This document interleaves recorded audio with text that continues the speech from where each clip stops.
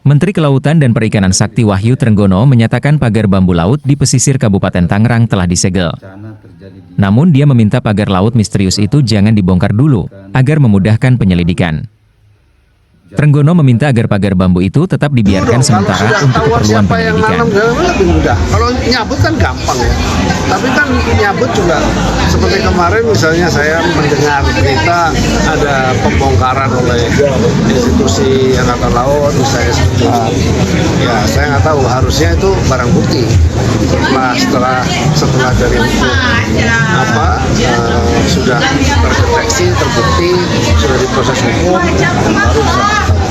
Dari sini atas perintah dari Presiden Republik Indonesia melalui Kepala Staf Angkatan Laut ya untuk membuka akses terutamanya ya bagi para nelayan yang akan melaut.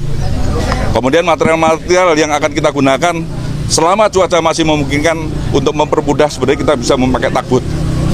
Tapi dari hasil survei yang kita laksanakan ya selama kedalaman kurang dari 3 meter tagbut itu tidak bisa kita laksanakan. Jadi kita memanfaatkan material-material yang ada untuk mempermudah, untuk mempercepat pelaksanaan pencabutan patok-patok ataupun pagar yang ada di laut. Kalau pencabutan, tunggu dulu dong. Kalau sudah ketahuan siapa yang nanam, pasang pagar bambu, segala macam, kan lebih mudah. Kalau nyabut kan gampang ya. Jikata Trenggono di sela acara bersih laut di Pantai Kedonganan, Jimbaran, Bali, Minggu, 19 Januari 2025. Dia mendapat informasi bahwa TNI AL mulai mencabut pagar laut itu. Bagi dia, pagar bambu itu seharusnya bisa dijadikan bukti untuk menjerat hukum pelaku yang memasang pagar itu. Seperti kemarin saya mendengar berita ada pembongkaran oleh institusi Angkatan Laut misalnya. Ya saya nggak tahu. Harus ya itu barang bukti. Setelah dari hukum terbukti, terdeteksi, dari proses hukum, baru bisa dicabut pagar bambunya, imbuhnya. Saat ini, pihaknya sedang menyelidiki pemasangan pagar bambu sepanjang 30,16 km tersebut dengan memanggil sejumlah nelayan yang diduga terlibat. Kami mendapat informasi katanya perkumpulan nelayan yang memasang pagar bambu. Sudah beberapa kali dipanggil oleh Dirjen PSDKP, Pengawasan Sumber Daya Kelautan dan Perikanan, tapi belum datang. Kami dibantu polisi juga, nya. Trenggono menegaskan pemasangan pagar bambu itu ilegal. Ia menyebut ada sanksi administrasi bagi pihak yang terbukti melanggar aturan tersebut, sebagaimana diatur dalam Undang-Undang Cipta Kerja. Seluruh pembangunan laut harus ada izin kesesuaian ruang laut. Jadi, apabila itu tidak dilakukan, maka akan kami hentikan. Lalu, akan kami proses administratif, jikatanya. Menteri Trenggono juga menyebut pagar bambu itu berdampak negatif terhadap ekosistem laut. Ia khawatir struktur tersebut berada di wilayah konservasi dan tidak memiliki manfaat yang jelas terhadap lingkungan. Kementerian Lingkungan Hidup yang bisa menghitung kerugian akibat pagar bambu. Dari kami, kegiatan di laut itu ya dari sisi administratif, ujarnya. Hingga saat ini, hanya para nelayan yang diduga memasang pagar bambu tersebut. Belum ditemukan indikasi keterlibatan korporasi dalam pemasangan struktur ilegal itu. Keterlibatan perusahaan belum ada. Belum terdeteksi ke sana, tegas Trenggono. Polemik pagar laut ini berawal dari laporan dari masyarakat terkait pembangunan pagar di pesisir Tangerang pada 14 Agustus 2024. 5 hari kemudian, tim Dinas Kelautan dan Perikanan, DKP, Provinsi Banten langsung meninjau ke lokasi. Kemudian, pada 4 hingga 5 September 2024, tim gabungan DKP bersama dengan Polisi Khusus Pengawasan Sumber Daya Kelautan dan Perikanan, PSDKP, kembali mendatangi lokasi. Tim gabungan terpecah menjadi 2, yaitu tim pertama untuk menilik pemagaran di pesisir laut dan tim kedua berdiskusi dengan pemerintah setempat.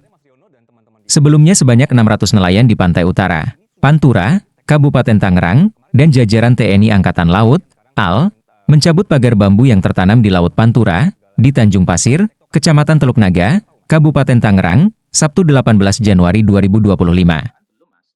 TNI Angkatan Laut bersama dengan nelayan membongkar pagar laut misterius sepanjang 30,16 km di Kabupaten Tangerang, Banten, Sabtu, 18 Januari 2025.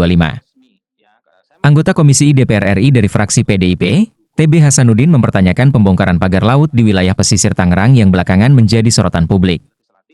Ia mempertanyakan pembongkaran ini sudah melalui proses hukum atau tidak. Pasalnya, Sejauh ini pemerintah belum menetapkan pihak yang bertanggung jawab atas pemasangan pagar laut tersebut. Apakah sudah melalui proses hukum? Itu kan pelanggaran terhadap UU, jadi harus ada yang bertanggung jawab, kata TB Hasanuddin pada Waratuan, Minggu, 19 Januari 2025. Selain itu, TB Hasanuddin juga mempertanyakan atas perintah siapa TNI AL dan Lantamal, 3 yang memimpin langsung pembongkaran pagar laut tersebut. TNI AL dan Lantamal, 3 atas perintah siapa telah menghilangkan alat bukti, tegasnya. Jenderal Agus Subianto mengatakan, pembongkaran tersebut atas perintah Presiden Prabowo Subianto. Dia menjelaskan pagar laut di Tangerang tersebut pada akhirnya harus dibongkar karena mengingat kondisi nelayan di sekitar. Masyarakat yang mau mencari ikan tidak ada akses, sehingga dibuka supaya masyarakat bisa mencari ikan ke laut, jelas Agus. Panglima TNI juga menyatakan pencabutan pagar laut akan tetap dilanjutkan dan ditargetkan selesai secepatnya. Sebelumnya, Dirjen PSDKP Kementerian Kelautan dan Perikanan, KKP, Pung Nugroho mengungkapkan pihaknya berterima kasih dan menanggapi positif atas pencabutan pagar laut di Tangerang, Sabtu, 18 Januari 2025. Kalau memang ada informasi tersebut, ya itu sangat bagus dan kami sangat berterima kasih, kata Ipung. Menurutnya, pihak yang memasang harus bertanggung jawab mencabutnya. Semakin cepat itu semakin baik, katanya. Dengan pagar bambu sepanjang 30 km dicabut secepatnya, diharapkan nelayan tidak terganggu lagi dalam menjalankan aktivitas sehari-hari. Pung menegaskan memasang pagar laut tanpa izin adalah sesuatu yang tidak boleh dilakukan. Apalagi pagar laut tersebut berada di zona perikanan tangkap dan zona pengelolaan energi yang bisa merugikan nelayan dan potensial berdampak buruk pada ekosistem pesisir.